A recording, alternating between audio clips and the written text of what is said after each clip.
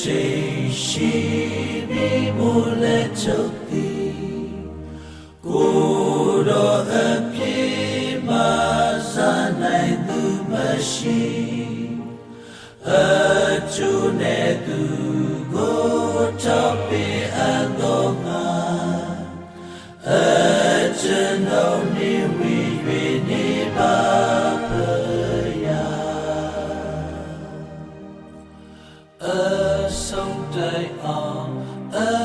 သက်တာဆုံးလျော်သည်မြေကြီးစံစားရာဝဲပုံလေကွယ်ဤလောက၌အသိစာသာတိရှာအမြတ်တိရှိကြွလာနေတော်မူပါတံပိပိုင်ပင်ကြီးအာနာနေမဟုတ်ကယူနာတော်ဖြင့်ကျုပ်ကမှ၍နော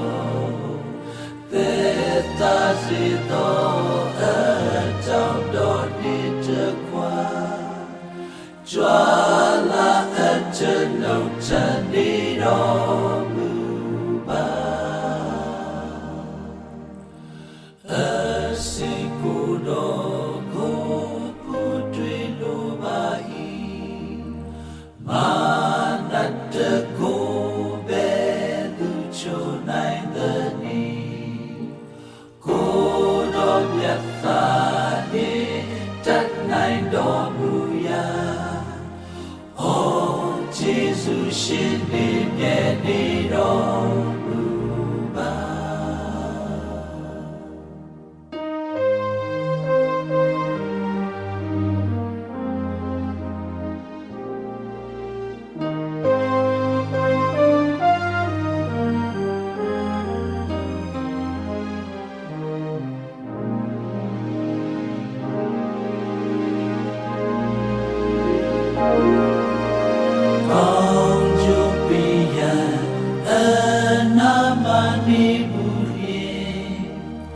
ဘေးများအတွက်မစိုးရိမ်ပါအရှင်ဘေးမင်းလည်းနဲ့အဘယ်မှရှိသည်နီ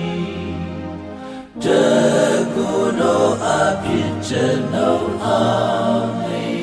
မည်လေဝကတိုင်တော်ဒီယေရှုအဖြစ်စုတည်သောမျက်စိ